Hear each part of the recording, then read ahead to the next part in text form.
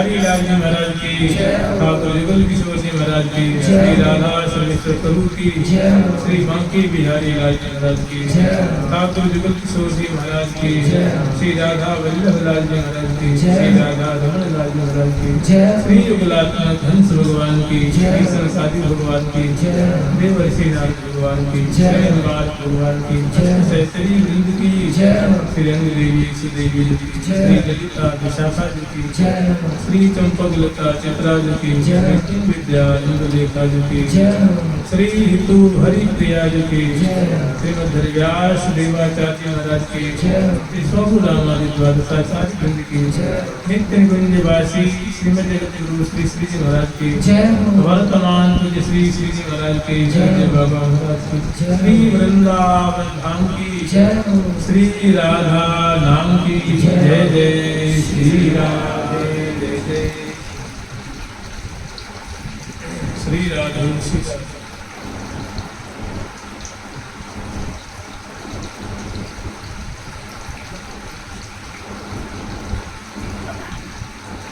जय जय श्री राधे।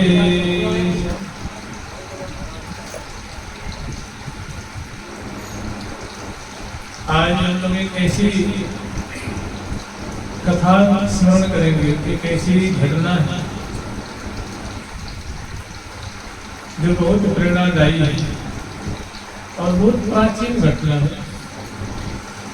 मुझे लगता है लाखों वर्ष पुरानी बात होगी, आज की बात नहीं, लेकिन बहुत बढ़िया है, पौराणिक कथा है। मैंने देखिए, कोई भी कार्य हम अगर दीर्घ काल तक, बहुत काल कहते हैं कि बहुत काल करिए सत्संग, बहुत काल तक सत्संग करते हैं तो हृदय की जो ग्रंथि है और धीरे धीरे जो हमारे हृदय के विकार होते हैं, हमारे जो दुर्भावनाएं रहती हैं, जो हमारे हृदय में दोष होते हैं और जो विकार होते हैं धीरे धीरे नष्ट होते हैं। और उसके बाद जो शांति मिलती है, जो सुख मिलता है, जो भक्ति का आनंद मिलता है, जो भगवान से अपनापन होता है और जो भजन में जो एक मिठास आती थी, जो आत्मीयता जागृत होती थी, वो फिर किसी कहना पूछना नहीं पड़ता, उससे बाद में पता लग जाती है।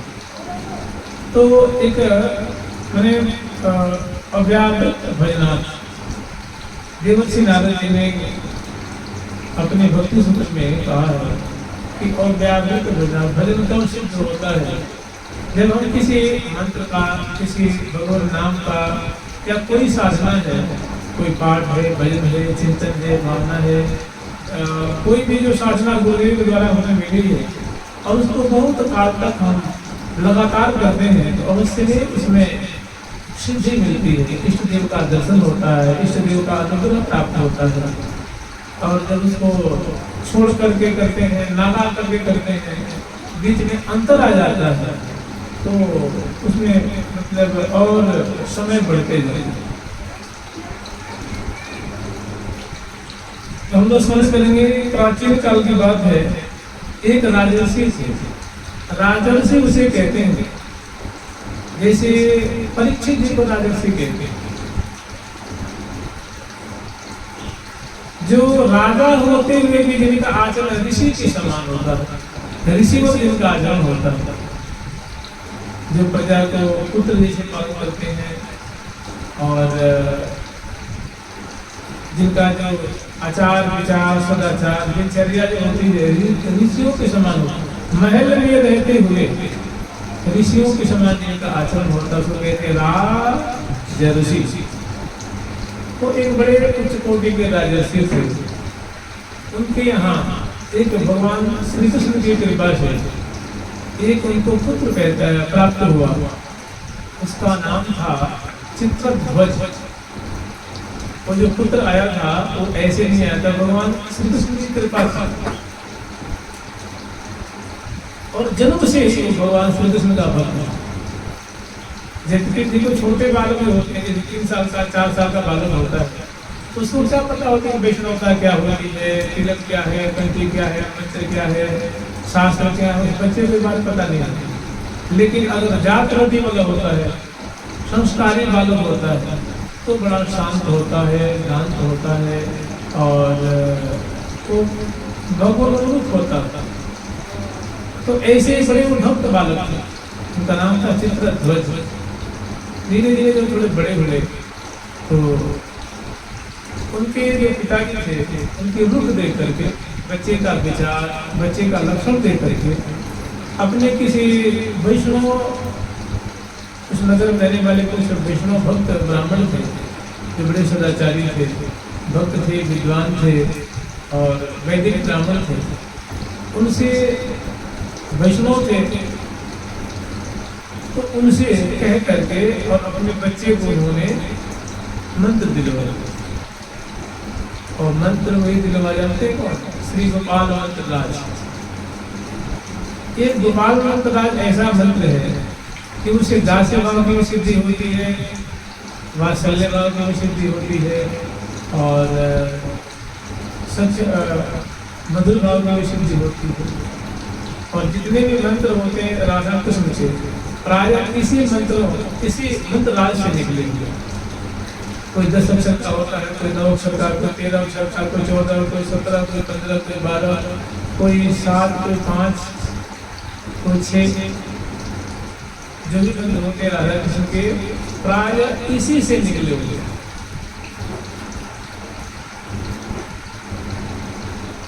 तो उनको उन्होंने गोपाल मंत्र राज दिलवाई और बच्चा संस्कारी तो खाई और स्नान आदि करके मंत्रपूत होकर के और वो एक बगल में कुछ सुंदर मंदिर था, वो बच्चा ने मंदिर में सुना और जाकर के वहाँ जप करने लगा। गुरुदेव से जो मंत्र प्राप्त था उसको जाप करने लगा। विधि पूर्वक जाप करते करते हृदय की सारी ग्रंथियाँ उसमें छेदन हुई और संजोग से वो बच्चा जो है अपने घर आया और रात्रि में शयन कर रहा था। शयन अवस्था में उसने क्या देखा, शयन में हम लोग सब देखते हैं, इसी बच्चा घर में आया, राजमहल में सोया और सोया तो रात्रि में उसने स्वप्न देखा। एक बड़ा सुंदर स्थान है, बहुत सुंदर वन है और वन में बहुत सुंदर वृक्ष है, फल है, फूल है, लता है, कली है और एक बड़ी सुंदर से कुंज है और कुंज में बड़ा सुंदर जो है वो स्वर्ण पीठिका है, मैंने स्वर्ण सिंहासन समझ लीजिए, स्वर्ण सिंहासन है और नीचे चरण पीठिका, उस पे श्री श्यामा श्याम विराजमान, गर्भिणियाँ दी हुई श्यामा श्याम विराजमान और उनके दोनों तरफ सखी, सखी जो है सेवा में तत्पर और वहाँ का मतलब दृश्य बड़ा सुंदर दृश्य था। ठाकुर जी को सुंदर जो है नील सदन श्यामल धन जैसे उनके अंग धन की जो कांति श्यामल कांति से रखी हुई है और सुंदर श्रीपति प्रदेश में सुंदर धोती पहन रखे हैं और माथे पे सुंदर मुकुट है, चंद्रिका है और श्रवण कोट में सुंदर सोने का कुंडल है, नासिका में सुंदर केसर है, भाव पे सुंदर चंदन और केसर से सुंदर केसर की तिलक है और आंखें बड़ी बड़ी विशाल हैं और चंचल नेत्र हैं, रस से भरे हुए नेत्र हैं, त्रिपुटी दिव्य धनुषाकार श्यामल श्यामल है, बिंबा फल की छटा को छीनने वाली सुंदर की छटा है, गोल गोल पुष्ट पुष्ट कपोल है, स्वरूप दर्शन पंक्तियों की छटा है, सुंदर अजान भुज लगाए हैं जो बाजूबल है और कंकण है, मुद्रिकाएं हैं उंगलियों में, ग्रीवा में सुंदर आभूषण है और सुंदर उर्वशी की छटा है और सुंदर बनमाला धारण किए हुए हैं, कभी अपने में पहुँचने धारण किए हुए हैं और चरणों में मुकुट धारण की बड़ी सुंदर चरण पीठिका, जो चरण पीठिका होती है उस पर चरण पंद्रह रखे ठाकुर जी और उंगलियों में आभूषण और लाल लाल की एड़ियाँ हैं और सुंदर नख शीशी पर्यंत की श्रृंगार है और लाड़की जो उनकी माम भाव में गिरा है वो भी प्रिया जो नख शीशी पर्यंत श्रृंगार से समझ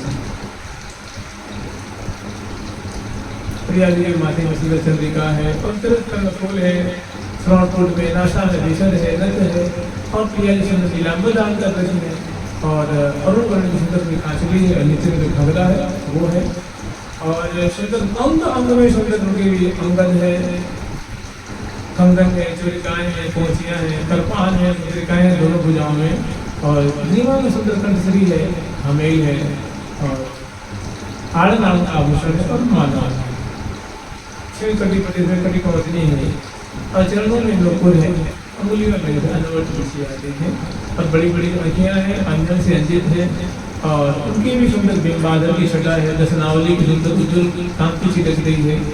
दोनों प्रिया जो है बड़ी मतलब यूँ समझ लो जैसे कहते हैं कि अद्भुत रूप रसास अचवत करी करी कृति, माने कोटि कंदर्प की जो छटा है, कोटि रति सजनी की जो सुंदरता होती है, प्रिया चंद्र दोनों की माधुरी को मानो पल पल में स्थिति कर रहे हैं, और बड़े आतुर हैं, बड़े प्रेम विभोर हो रहे हैं, और दोनों प्रिया चंद्र के बगल में दो सखी इधर सखी उनको लाल लड़ा रहे हैं।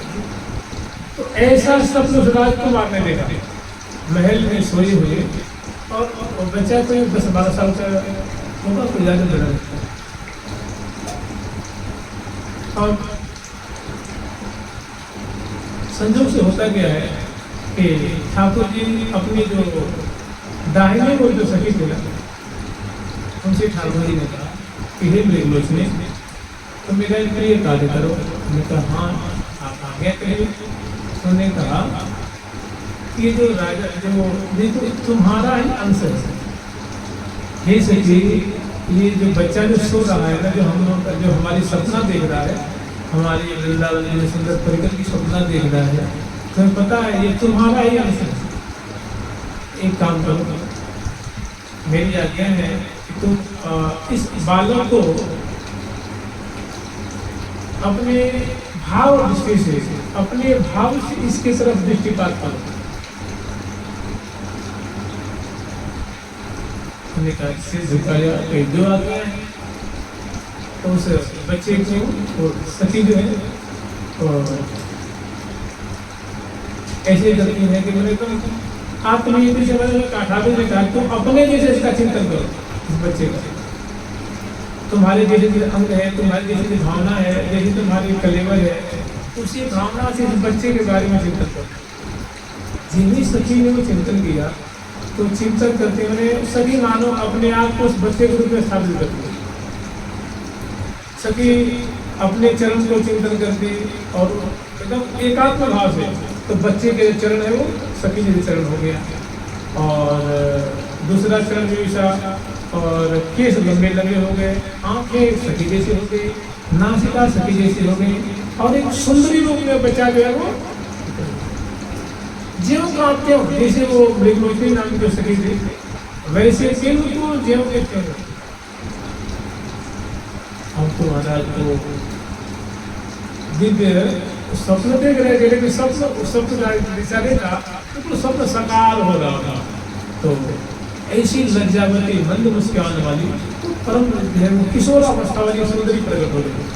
तो कहा कि प्यारे आपने जो कहा मैंने कर दिया, अब इसको आप कौन सी सेवा देंगे, इसका क्या नाम रखेंगे आप? मैंने कहा अब तो मेरे बगल में इसको ले आया, उसको अपने बगल में ठाकुर जी ने बुलाया और उसका नाम रखा, उस बच्चे का नाम था चित्रध्वज।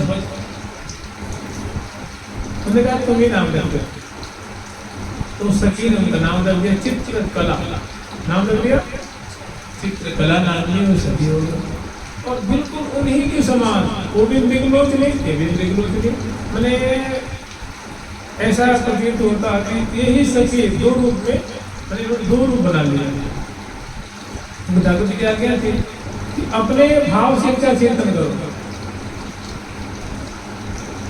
अब मैंने कहा कि काम करो, इस सखी नहीं जो नहीं सकी है इसको बिना दे बिना दिया।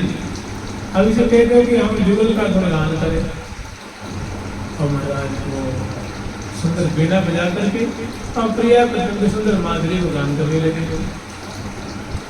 आज इन दो पर बलि जय, आज इन दो पर बलि जय,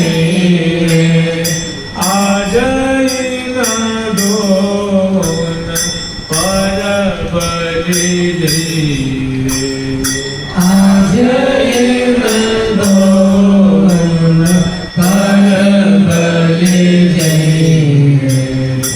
रोम रोम सो छवि बरसत है, रोम रोम सो छवि बरसत है, निरखत नैन सिरैये आज इन, निर्भत नैन सिरैये आज इन, दोन पर बलि जय आज इन, इन दोन पर बलि जय आज इन, दोन पर बलि जय आज इन। दोन पर बलि जय आज इन। तो बीड़ा लेकर के और प्रिया जी के चरण कमल की माधुरी, प्यारे की चरण कमल की माधुरी, प्रिया जी के लहंगे की माधुरी, लाल जी की धोती की, उनके नाभि देश, उनके नाभि देश, उनके हृदय देश, उनके उरज कमल, इनकी सुंदर सुंदर भुजाएं और भुजाओं में आभूषण, प्रिया जी की सुंदर सुंदर गोल गोल सुडौल सुडौल आभूषणों से अलंकृत भुजाओं की छटा, प्रिया जी बिंबाधरी, लाल जी बिंबाधर, प्रिया जी दिग्लोचनी, लाल जी कमल नयन, वो चंद्र बदने की चंद्र बदन और सुंदर सुंदर दोनों की जो दिग्लोचन दिग्लोचनी, इसी एक एक शोभा को दान करने लगे और दिव्य वीणा बजा करके प्रिया के को बहुत काल व्यतीत हो गया। ये सारा जो कार्य हो रहा है सपना तो हो रहा है, बच्चा अपने महल में सोया होगा, लेकिन ठाकुर जी कृपा हुई कि चलो इस विषय को, ये बड़ा पवित्र हृदय वाला है और मेरा मंत्र जाप किया है, तो इसको दिव्य देश की इसको छठा दर्शन कराते हैं, अपना अनुभव कराते हैं। ठाकुर जी ने कृपा करके उसके ऊपर ऐसी दृश्यावली ऐसी छठा दिखाई और उसको भी सम्मिलित कर लिया उसने।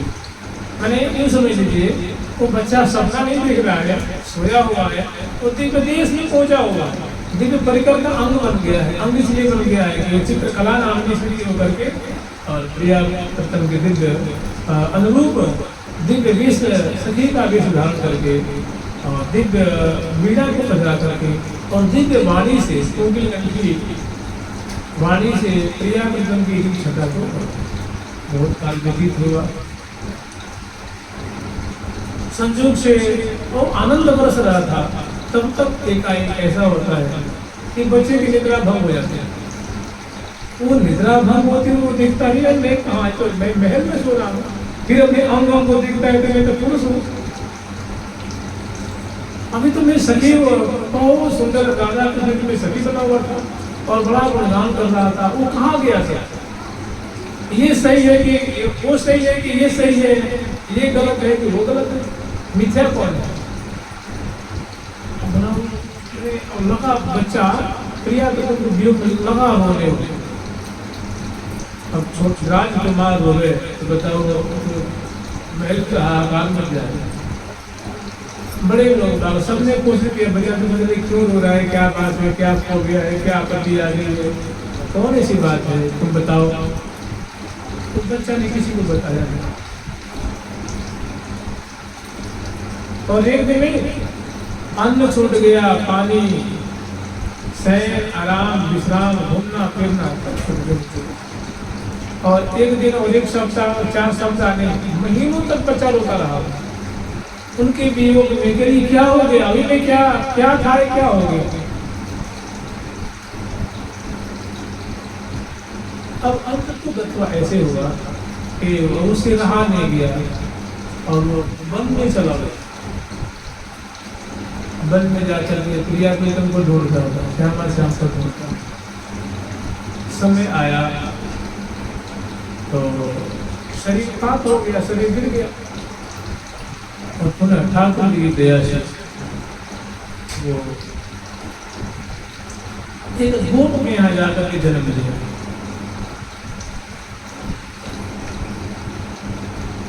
और गोप के यहाँ जन्म लिया तो नाम रहा वही गोप कन्या रूप में जन्म लिया, गोप कन्या। और गोप कन्या रूप में जन्म लिया, उनका नाम था चित्रकला।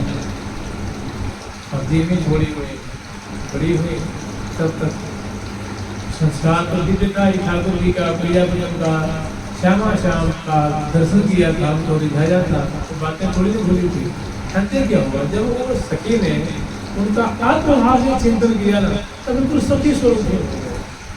आप बड़ा सुंदर तथ्य निकल गया था कि आप भी जब प्रिया तो तुम सखी भाव से अपना चिंतन करेंगे ना कि मैं प्रिया जी की सखी हूँ, हमारा ये नाम है, हमारी ये सेवा है, और प्रिया की सखी भाव से आप लाड़ लगाएंगे, उनको पान खिलाएंगे, उनको भोग लगाएंगे, उनको पंखा से ध्यान करेंगे, उनकी आरती करेंगे, उनके चरण सम्मान करेंगे, उनकी भुजाओं को चापेंगे, और प्रिया प्रीतम को भांति भांति समयानुसार उनकी सेवा करेंगे, परिचर्या करेंगे। तो एक दिन ऐसी ही बातें हो जाएंगी वो कि बिल्कुल चिंतन में बड़ा भ्रम होता है ना, बहुत ताकत होती है। कहते हैं जो जैसा चिंतन करता है वैसा ही हो जाता है।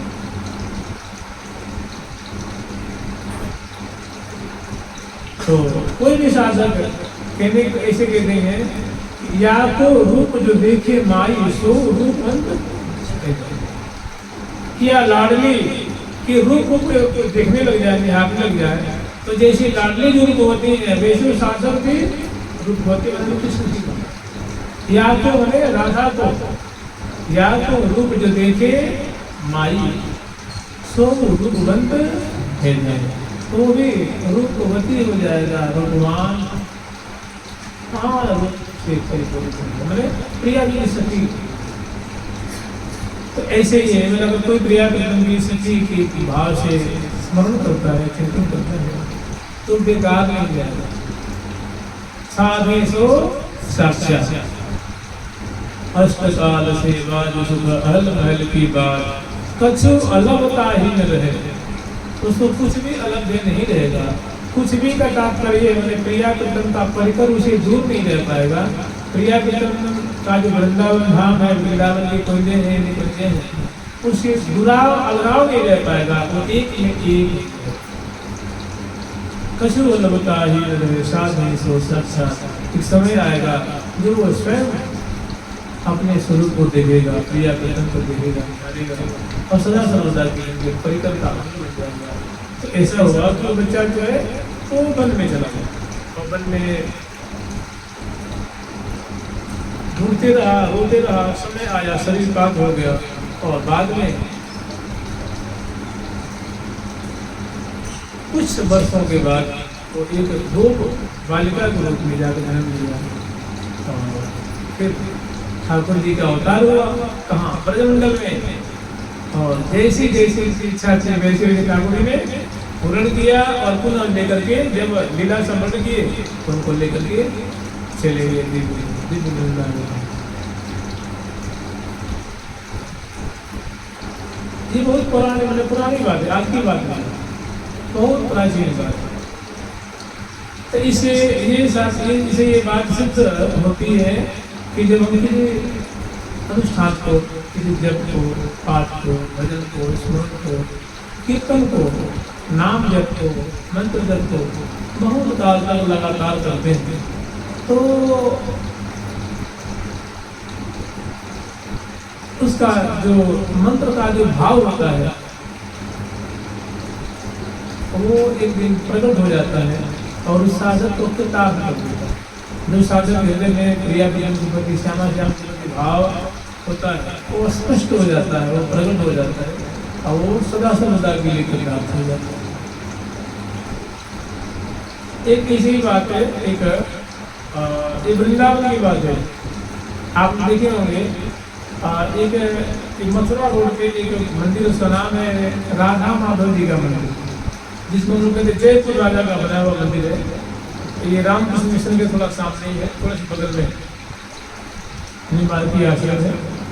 उसमें श्रीमद हंस भगवान जी हैं, श्री सनकादि भगवान हैं, श्री देवर्षि नारद जी महाराज हैं, श्री निवारकाचार्य महाराज हैं, श्री निवासाचार्य महाराज हैं, और बीच में राधा माधव जी हैं। और विशाल मंदिर है। तो जानते हैं कैसे बना था? एक महात्मा थे श्री स्वरूपराम द्वारे के, उनका नाम था श्री गिरधारी शरण जी महाराज। उनको ब्रह्मचारी में कहते थे। ये भी कम से कम 150 वर्ष पहले की बात होगी, आज की बात नहीं है। और उन्होंने ऐसा था कि एक बार कहते हर एक के जीवन में कोई ना कोई घटना घटती। एक बार क्या हुआ कि जब अपने घर में 16 वर्ष की अवस्था के थे, तो कहीं से खेल कूद करके आए। बच्चा तो खेलता ही है, आज के जैसे पहले मतलब बच्चे पढ़ाई नहीं करते थे, पहले 10 साल 12 लड़के तो वैसे घूमते रहते थे। तो आज से 150-200 वर्ष पहले की बात होगी। तो वो कहीं बच्चों में अपने गांव में मोहल्ले में खेलने गए और खेल करके आए। तो संजोग से उनकी माता ने थी, माँ पधार गई थी संभव, और सबसे छोटे भाई थे। तो खेल कूद करके आए और अपनी भाभी से कहा कि भाभी एक गिलास पानी देना, तो प्यास लग रही है। तो भाभी ने पलट के जवाब दिया, हाँ क्यों ना पिला, बड़े बहुत कमा के आए हो ना। भाभी ने ताना मार दी कि क्यों ना, तो बहुत कमा के पैसा लाया होगा, तुम्हें पानी तो पिलाना ही पड़ेगा। अब छोटा सा बच्चा था, जब बहुत छोट सी लगी, खास माँ होती तो ऐसी बोली नहीं बोलती। अब इस जब बच्चे के जब चोट लगी ना, तो मैंने वो कभी सोचा भी नहीं था कि सबने भाभी ऐसी बोली बोले। उसके मन में आया कि अब शरीर को रहना नहीं है, अब डूब के मर जाना। तो बच्चा कोई नदी थी, पर्वतीय इलाका था, तो वो बच्चा क्या किया, उसके हृदय में जो मलाल था, उसने सोचा कि अब तो शरीर को रखना नहीं। तो जब पर्वत से नदी में कूदा तो नदी के तल में चला गया, और संजोग से जब नदी के तल से ऊपर आया, नदी के जल में बाहर फेंका उसको, तो उसके हृदय से एक शालिग्राम निकल गई। उसने शालिग्राम को पकड़ लिया और पकड़ के छाती के ऊपर आया। अब पता नहीं ठाकुर की कृपा देखिए, बच्चा किनारे आ गया और देखा तो उसकी मुट्ठी में शालिग्राम।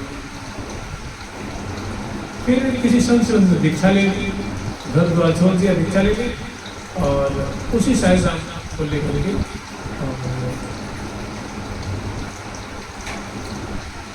उपासना की।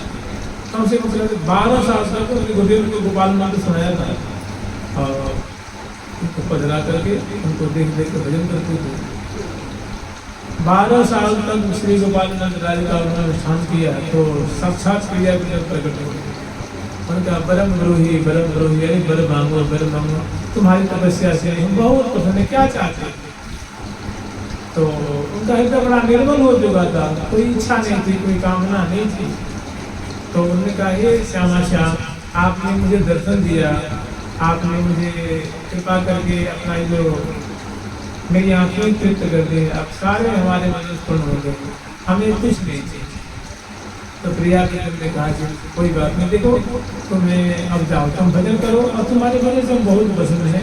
और देखो जब तुम्हें कोई आफत हो, कोई विपत्ति, कोई बात हो, कोई संकट मुसीबत आवे, तो जब तुम हमें याद करोगे, हम तुम्हें आकर के हम तुम्हें दर्शन देंगे, तुम्हारी रक्षा करें, तुम जाओ। फिर प्रिया की कृपा प्राप्त करके और फिर भजन कर भी लगे, और तो सिद्ध महात्मा हो गए महाराज, क्या कहना है। जब प्रिया स्वयं कह दिए कि जब तुम बुलाओगे ना, जब तुम्हें कोई संकट मुसीबत पड़े, जब तुम याद करोगे तो हम तुम्हें आ जाएंगे, तुम्हें तुम्हारी उस समस्या का हम समाधान करेंगे, चिंता मत करो, भजन करें। फिर महाराज ऐसा प्रभाव हुआ कि वो जो जिसको कह देते वही हो जाता था, उनके मुख से निकल जाते। तो उस समय भारत के 29 राजा थे, समझ रहे ना।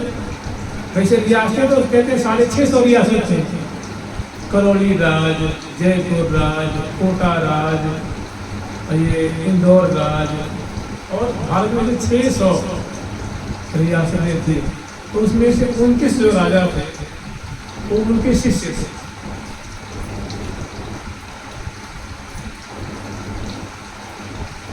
और जिसको जो भाई उनके क्रिया बिल्कुल नहीं पसंद है, जो जिसको कह देते उसका भाई उनकी बात बन जाती है, उसकी बात बिल्कुल सत्य हो जाती है। एक बार की बात है, बरसाने में रहा करते थे, तो जयपुर के जो राजा थे, दोनों भाइयों में बड़ा भाई सब लड़ाई चली थी। तो बड़े भाई ने छोटे भाई को मार के निकाल दिया था, बाहर निकाल दिया था और उनके राज को हड़प कर दिया। तो छोटे भाई ने कहते खाद छानना, तो छोटे भाई भागे भागे थे पर्वत कंदरा में, जहाँ तहाँ अपना समय व्यतीत करते थे। तो संदूक से वो घूमते घूमते बरसाने चले जाते। तो बाबा उस समय जो बिलासगढ़ है ना, बिलासगढ़ के पास में वो भजन कर रहे थे।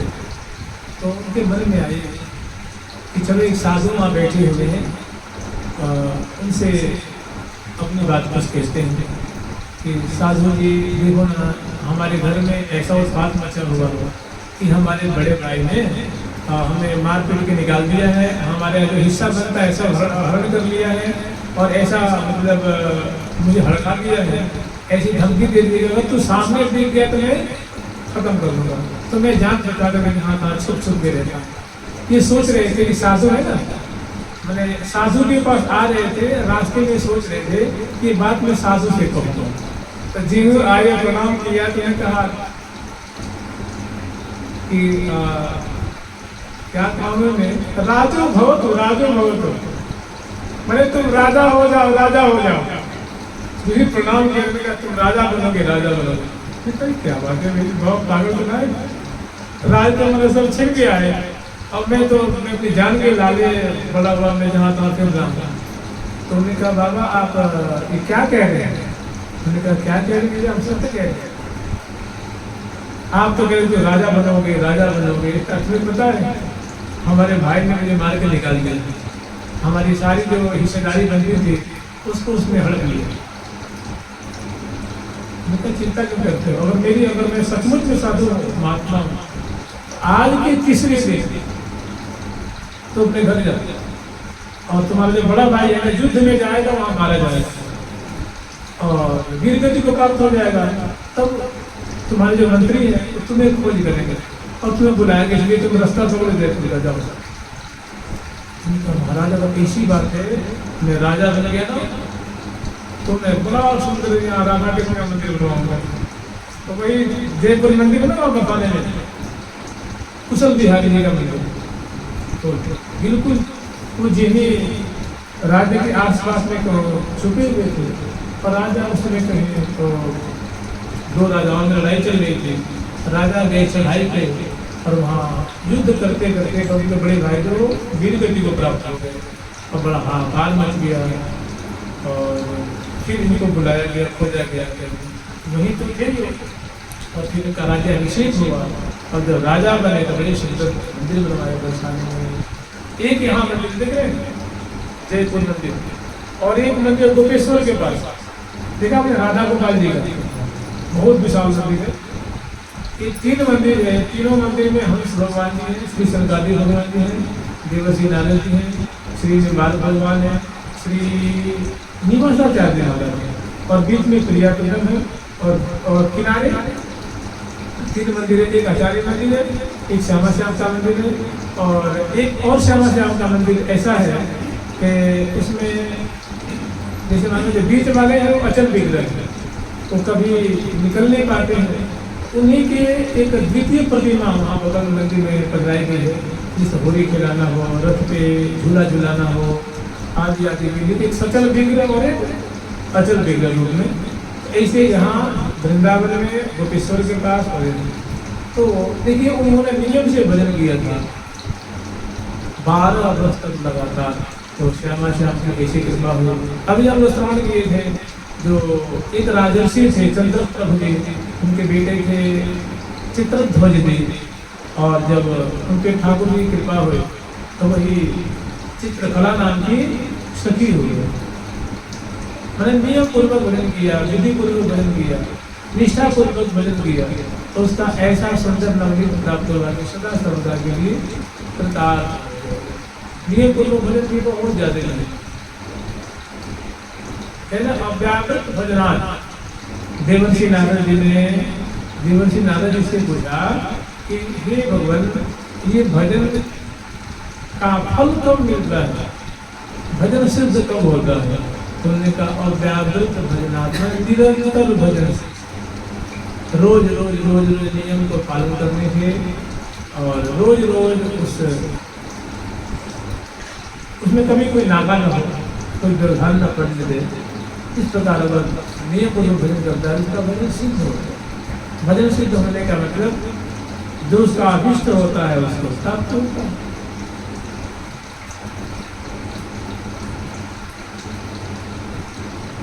तो श्री गिरधारी शरण जी महाराज, एक जो वृंदावन की बात है, तो वृंदावन में थे एक माधव सिंह जी थे, जयपुर के राजा थे। उनकी माता ने सुना कि एक बड़े वृंदावन में बड़े उच्च कोटि के सिद्ध महात्मा हैं, तो उनको ऐसा था कि उनको कोई संतान नहीं हो रही रानी की। तो रानी ने ये भी सुना कि एक साधु हैं जो ऐसे ऐसे उन्होंने चमत्कार दिखाया है। तो रानी जी है अपने सभी संबंधियों को संपधारी और उनसे निवेदन किया, तुम्हारा ऐसी ऐसी बात है। उन्होंने कहा देवी चिंता मत करो, आपको पुत्र होगा, बड़ा प्रतापी पुत्र होगा, बड़ा भक्त पुत्र होगा। उन्होंने कहा महाराज जी, ऐसे बहुत लोगों ने, तांत्रिक मांत्रिकों ने सेवड़ा सट्टा, मुझे बहुत आशीर्वाद दिया, मुझे कुछ भी नहीं होगा। उन्होंने कहा मैं सेवड़ा थोड़ी हूँ, कोई मैं सेवड़ा सट्टा कर दूँ आपको, मैं तांत्रिक मांत्रिक, मैं दुष्ट हूँ, मेरी त्रिकाल में वाणी में इच्छा नहीं होगी। उन्होंने कहा आवेश में आ गई बाई, वो जो रानी थी ना, बोली महाराज जी अगर आपकी वाणी सत्य हो गई, अगर मुझे पुत्र अपनी प्राप्ति हो गई, तो मैं वृंदावन को विशाल राधा कृष्ण के मंदिर बनवाऊंगी। तो उनके पुत्र हो गए, इसमें उनको पुत्र की प्राप्ति हुई और उनका नाम हुआ माधव सिंह जी। तो उस आप लोग जाएंगे, लिखा माधव विलास, क्या लिखा है बेटा? माधव विलास। जब तक वो जीवित थे राजा यहाँ निवास भी करते थे, आते थे, समाज बनाते थे, और इतनी पुरानी बात है। और देखिए सच पूछिए तो देख रहे मथुरा से जो रेल की पटरी आई है ना, वृंदावन आई है, इसी मंदिर को बनाने के लिए तो राजा जो थे अंग्रेजों से सलाह करके कि एक बहुत धार्मिक कार्य हो रहा है, आप लोग मथुरा से वृंदावन में रेल की पटरी बिछवा दीजिए। तो अंग्रेजी सरकार ने रेल की पटरी बिछवाई गई, तो उसी रेल पे जैसे बड़े बड़े पत्थर जो है लाल लाल करके आते थे और यहाँ कटिंग हुआ करती थी, उनको उसकी मीनाकारी और जो उसके चित्र बनाए जाते हैं। और कम से कम 20 साल में 2000 मजदूर लगे थे, बताओ 2000 मजदूर और 20 साल। सचमुच बड़ा विचित्र मंदिर है, अगर उसकी आप कलाकारी देखें, कलाकृति, और अंदर में है राधा माधव। तो जो राजकुमार थे बड़े हो गए थे, तो अब धीरे धीरे उनकी थोड़ी श्रद्धा डगमगाने लगी। उन्होंने कहा कि भाई ये राधा रानी की प्रतिमा है, ये माधव जी की प्रतिमा है, तो उनका जब प्राण प्रतिष्ठा कराया गया तो उन्होंने कहा कि भाई अब तो प्राण डल गए हैं ना, अब तो प्रतिमा थे, अब तो प्रतिमा नहीं है, अब तो जिंदा हो गई ना। उन्होंने कहा हाँ बिल्कुल। तो उन्होंने कहा कि हम तो इनकी परीक्षा करेंगे। उन्होंने कहा परीक्षा कैसे करेंगे? तो उन्होंने कहा कि भाई कहने का मतलब मान लीजिए जैसे मनुष्य सांस लेता है तो छाती पे धड़कन हृदय उतरता है, चाहे नाड़ियाँ जो स्पंदन होता है नाड़ियों में। तो उन्होंने कहा कि चलो ये देव प्रतिमा है तो सब तुमने छू नहीं सकते, मैं राजा हूँ तो ठीक हूँ, राजा हूँ अच्छी बात है, लेकिन मंदिर में प्रवेश करना मेरा भी अधिकार नहीं है, तो मैं मर्यादा का तो पालन अवश्य मैं करूँगा। और जानते हैं उस समय जो पौष का महीना था, पौष का महीना था, उन्होंने कहा कोई बात नहीं,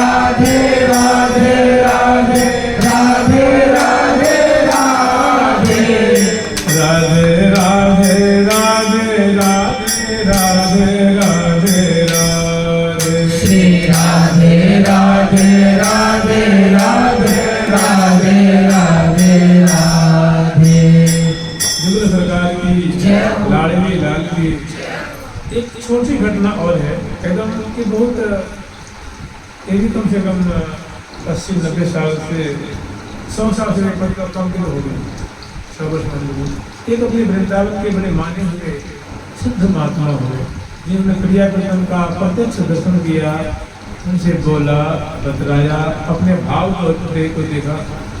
परम पूज्य श्री बेनी विनोद कुंज वाले महाराज जी, उनका नाम परम पूज्य प्रातः स्मरणीय है, श्री श्री बालकृष्ण दास जी महाराज, बड़े जुनून वाले महात्मा, बड़े अध्यावसायी और बड़े ही एक इष्ट महात्मा थे। एक बार किसी ने उनसे कह दिया, क्योंकि अपने घर से आए थे भगवत दर्शन करने के लिए, बड़े अच्छे घर के थे, शिक्षित और धनवान परिवार से थे, दक्षिण का शरीर था, ब्राह्मण घर का, और ठाकुर जी के दर्शन करने के लिए वृंदावन कि मैंने मनुष्य जीवन का फल है कि मैं उनका प्रत्यक्ष दर्शन करूँगा, बोलूँगा, बताऊँगा। यहाँ जब शुरू में आए तो 6 महीना साल भर हुआ होगा, किसी संतों के पास बैठे तो संतों में से किसी ने कह दिया, मुझे चर्चा नहीं होती है, तो चर्चा हुई तो किसी ने कह दिया, अरे भाई तुम कैसी बात करते हो। तो जब 3 साधु के पास बैठते तो बस यही बात करते कि भाई ये ठाकुर भी कैसे मिलेंगे, क्या करूँ तो उनका दर्शन हो, मैं उनको प्रत्यक्ष देखना चाहता हूँ, उनसे बोलना चाहता हूँ। तो जिसकी श्रद्धा मुरझाई हुई थी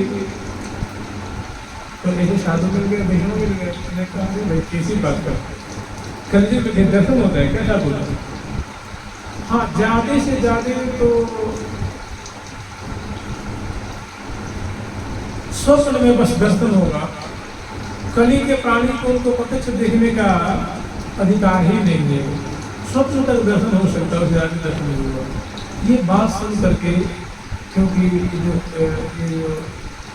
रंग जी का मंदिर नहीं है, रंग जी के कोई आचार्य थे और कुछ और श्री वैष्णव बैठे हुए थे, उसमें महाराज जी थे, और चर्चा हुई तो मैंने पूछ लिया कि महाराज मैं तो दर्शन का प्रत्यक्ष दर्शन करना चाहता था। तो आचार्य जी के मुख से निकल गई बात कि पहला लाइसी बात है, इस कली में प्रत्यक्ष दर्शन तो होता नहीं है, स्वप्न दर्शन, भाव दर्शन होता है।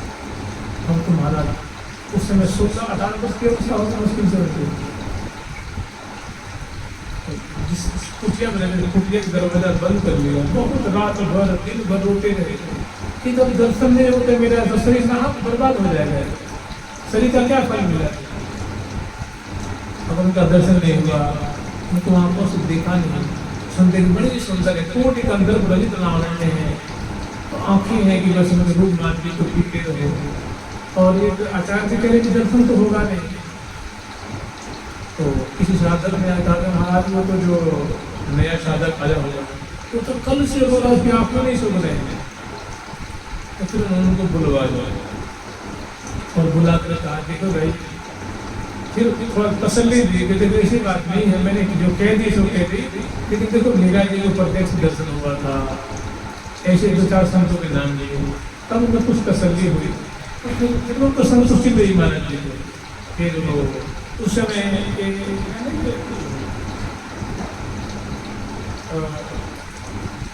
जो भागवत निवास है ना, भागवत निवास के सामने एक दाऊद की बगीची नाम का जयपुर के राजा का मंदिर था, बगीची थी। उसमें परम पूज्य श्री रामकृष्ण दास बाबा महाराज में निवास करते थे, जो ब्रज के अपने भारत के माने सिद्ध संत हुए, जिन्होंने प्रियाविक्रम का अनेकों बार दर्शन प्राप्त किया था और बड़ी बड़ी कोटि के महात्मा थे। संजोग से वो उनके पास आए और उन्होंने उनसे पूछा कि बाबा,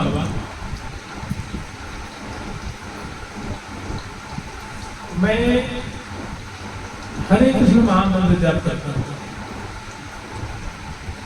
मैं हरिनाम करता हूँ, तो क्या हरिनाम जप से गोपी भाव की प्राप्ति हो सकती है क्या? तो बाबा बड़ी खुशी आए, एकदम आवेश में आ गए। कौन कहता है कि हरिनाम से गोपी भाव की प्राप्ति नहीं होगी? अवश्य में होगी। उन्होंने कहा मेरे लिए क्या आज्ञा है? मैं कहना हरिनाम करो।